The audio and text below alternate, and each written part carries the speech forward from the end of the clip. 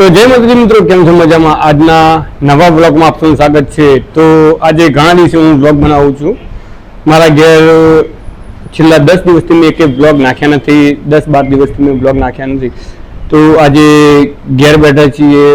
છેલ્લા 10 દિવસથી મને એક ટેન્શન છે, મારું કોમ્પ્યુટર સ્ટાર્ટ થતું નથી અને મારું કોમ્પ્યુટર અત્યારે સ્ટાર્ટ થતું નથી. હું અહીંયા બેઠો છું, તમે જોઈ શકો છો. 10 દિવસથી મારું કોમ્પ્યુટર બંધ પડ્યું છે. હવે આ કોમ્પ્યુટરની અંદર શું દુઃખ છે ખબર પડતી નથી. તમે જોઈ શકો છો ફાઇનલ અહીંયા ઉપર લાઇટ ચાલુ છે, આ પંખો ચાલુ છે, આ કોમ્પ્યુટર બંધ છે. સામે ટીવી પણ ચાલુ છે, ઉપર બીજો પંખો ચાલુ છે, ઉપર લાઇટ પણ ચાલુ છે. આ પણ ખબર પડતી નથી કે મારા કોમ્પ્યુટરની અંદર શું દુઃખ થયું છે. તો ગાઈસ, હું લઈ ગયો તો આ કોમ્પ્યુટર રિપેરિંગ કરવા માટે.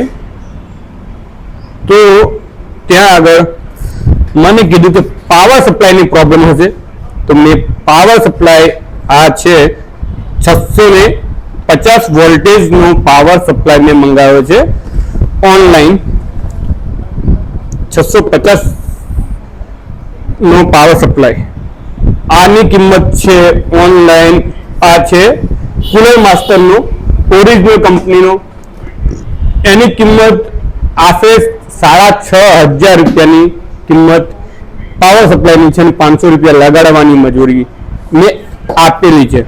તો છતાં આનું કોઈ રિઝલ્ટ આવ્યું નહીં. મેં પાછું ઘેર લાવ્યું તો એને જ પ્રોબ્લેમ છે, સ્ટાર્ટ જ થતું નથી. 5 સેકન્ડ 10 સેકન્ડ સ્ટાર્ટ થાય, પાછું બંધ થઈ જાય. તો પાછું ડૉક્ટરને ત્યાં લઈ ગયો તો ડૉક્ટર કહે છે કે તમારા ગ્રાફિક્સ કાર્ડ જે અહીંયા વાદળી પટ્ટી દેખાય છે ને, એની અંદર ગ્રાફિક્સ કાર્ડની પ્રોબ્લેમ છે. તો મેં ગ્રાફિક્સ કાર્ડ કઢાવી દીધું,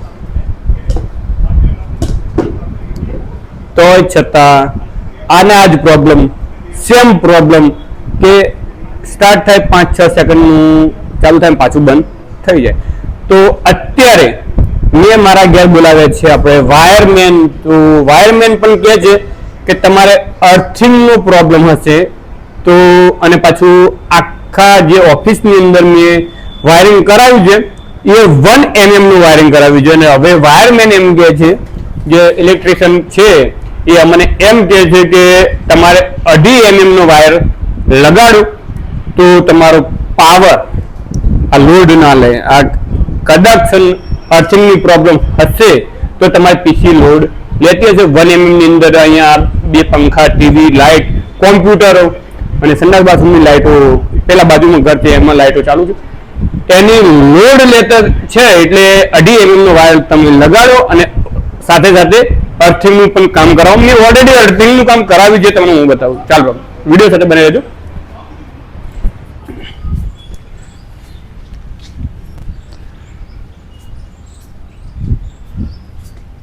આપણે આ છે ને અહીંયા આપણે અર્થિંગ લખાયો જ છે. તો આજથી 10-12 દિવસ પહેલા વરસાદ પડ્યો તો ત્યાં અહીંયા વીજળી પણ પડી હતી. એ વીજળીના કારણે એક ગાયનું મૃત્યુ થઈ ગયું છે. વીજળીના કારણે એક ગાય મરી પણ ગઈ હતી. ત્યાં અમારા બનીની ઘરની બાજુમાં જ. તો ત્યારથી જ એ દિવસથી જ મારું કોમ્પ્યુટર બંધ છે. અત્યારે પેલો વરસાદ પડ્યો હતો એ દિવસથી જ. અને સાથે સાથે મેં હવે મારા પીસી માટે એક નવું બોર્ડ બનાવ્યું છે. તમે જોઈ શકો છો, આ નવું બોર્ડ બનાવ્યું છે. ખાલી બોર્ડ આ જે ખોખું છે એવી મને પડ્યું છે 600 થી 700 રૂપિયાનું. અને ઉપર એસેસરીઝ છે બીજી 600 થી 500 રૂપિયાની મને એસેસરીઝ પડે છે. એટલે મેક્સિમમ મારી 1000 રૂપિયા મારું બોર્ડ બની ગયું છે. અને અંદર વાયરિંગ આવશે મારી બીજું પણ. એને 3 મીટરનો વાયર લેવો પડશે બહાર કાઢવા માટે. અહીંયા એક્સ્ટ્રા હું અહીંયા સાઈડમાં લગાડી દઈશ સારી પિક્ચર મારા કોમ્પ્યુટર માટે. અને 2.5 mm નો હવે જનરલ વાયરિંગ કરાવવાનું છે હું, અને જે 1 mm નું છે કાઢીને. તો ગાઈસ, આ છે મારી તકલીફ. 12 દિવસથી મને તકલીફ એટલી છે ને, તમે નહીં માનતા હોય કે હું સુઈ નથી શકતો. પહેલા મને એવું લાગ્યું કે મારી હાર્ડડિસ્કમાં જે આટલી પબ્લિકને મેં ઓર્ડરો કર્યા છે તો મારી હાર્ડડિસ્કમાં પ્રોબ્લેમ ના થાય એ કારણે હું બતાવવા પણ કઈ નતો જતો. પહેલા એકવાર બતાવવા જતો, એને મારું હાર્ડ ડિસ્ક ફોર્મેટ કરી નાખ્યું હતું તો એ રિકવર કરાવવામાં મને મેક્સિમમ 20 થી 25 હજાર રૂપિયા રિકવરીને લાગ્યા હતા મને મજૂરી. તો આ ફેર મેં મારી રીતે ફૂલ સેફ્ટીમાં બેઠો છું. હું પહેલા વાયરિંગ ચેક કરાવીશ, ભલે 6 થી 7 હજાર રૂપિયા મારો ખર્ચો થઈ ગયો છે ઓલરેડી. 7 હજાર રૂપિયા ખર્ચો થઈ ગયો છે અને કાલે 3 હજાર રૂપિયા વાયરિંગ વાળો લઈ જશે. કાલે 3 હજાર રૂપિયા વાયરિંગ વાળો લઈ જશે. કઈ ટેન્શન નથી, આપણે ધંધા માટે કરીશું. અને હવે આપણે પીસી ચાલુ કરાવવાની કોશિશ કરીશું અને આ બોર્ડ પીસીએલ આપણે કોમ્પ્યુટર માટે બનાવડાવ્યું છે. ત્યાર પછી હવે આપણે જોઈ રહ્યા છીએ વ્લોગ. કોનો વ્લોગ છે જીગુભાઈ? ઘોડીની ટ્રેનિંગ કરાવે છે. શું કરે છે? શું કરે છે? શું ખાય છે? બટાકાનું શાક. તો ગાઈસ 2 દિવસથી આપણે ખાવા બરોબર વાંધો નથી. મેં કાલ પાઉંભાજી બનાવી. જીગુ પાઉંભાજી કેવી બની હતી? પાઉંભાજી નથી, સૂકી ભાજી હતી બટાકાની. તો ગાઈસ કાલે ભૂખ લાગી હતી ને આશીન કાલે ઉપવાસ હતા અને એને કંઈક કામ હતું એટલે બહાર ગઈ હતી. તો કાલે મેં આપણે બટાકાની સબ્જી ઘેર બનાવી હતી. તો વિડીયો સાથે બનાવ્યો હતો ફૂલ ડે વ્લોગ. અત્યારે ગજ્જુ ક્યાં ગયો? ગજ્જુ મારી બેનના ઘેર ગયો છે આમના આવતી. તો ગાઈસ અને આપણે સુધારવાની કોશિશ કરીશું આપણી ઓફિસ.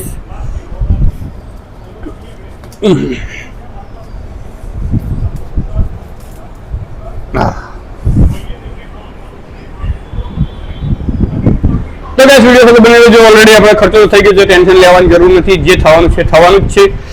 તો વિડીયો સાથે બનાવી દેજો.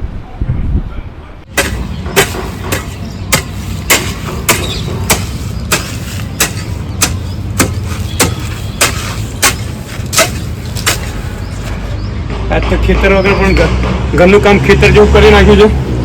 ઘાસ ખૂબ વધી ગઈ હતી, મોટી મોટી. વાત તો ઘેર બધી ઘાસ પાવડેથી ઉખાડું છું. લાઇટ ફિટિંગ વાળો આવ્યો નહીં. લાઇટ ફિટિંગ વાળો વાયદો કર્યો હતો કે હમણાં આવે, પણ આજે આવ્યો નહીં. તો કે કાલ સવારે આવીશ.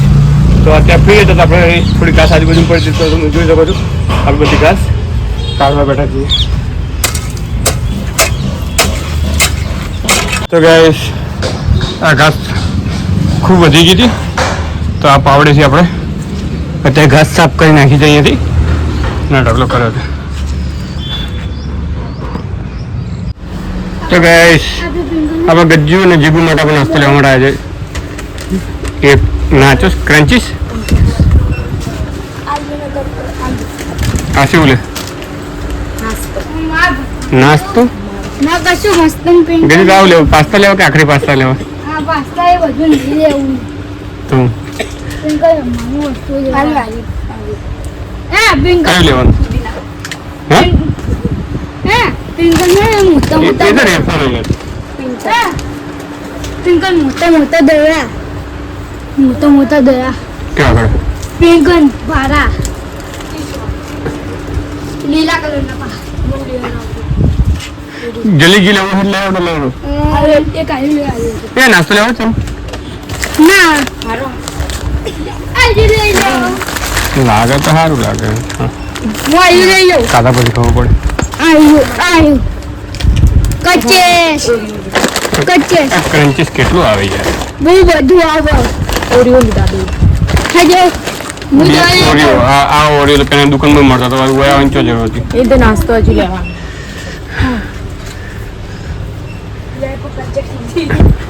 તો ગાઈસ ગજ્જુ કંચેસ લેવી હે પડે તો મળે 10 રૂપિયા વાળું તું. તો કંચેસ લઈને હેડ્યો. એ પણ બોટલ લેવી. તો ગાઈસ અહીંયા નાસ્તામાં કોઈ એટલું બધું વ્યવસ્થિત લાગતું નથી. આપણે ભાડા આજે બોલ લઈએ. તો હવે એક લઈ લઈએ આપણે. એક લઈ લઈએ. નથી લેવા રહી. આ મજબૂત હોય. હા લઈ લઈએ.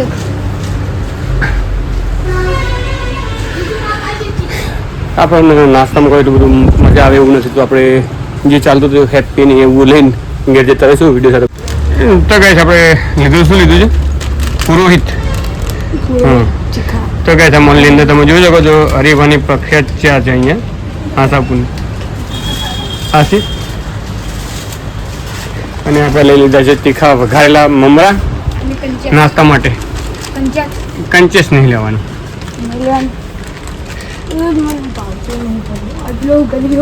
હે શું કહે?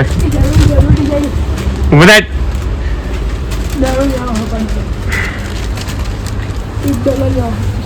તો ગાઈસ અહીંયા ઘરની કટલરી થી માંડીને છોકરાઓના સ્કૂલના કપ શું કહેવાય બેગો રમકડા રમવા માટેના છે બેટ દડા ચોપડા સુધી છે અને અહીંયા આપણે રસોડાનું જે પણ વસ્તુ લેવું હોય બધું આ મોલની અંદર મળી રહે છે તો હવે આપણે જઈશું ઘેર પણ આના માટે લેતો લે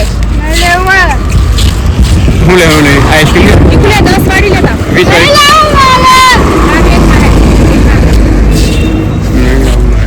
એટલે તારા માટે આલા તું તો રિહાય એટલે રિહાય તું કીધું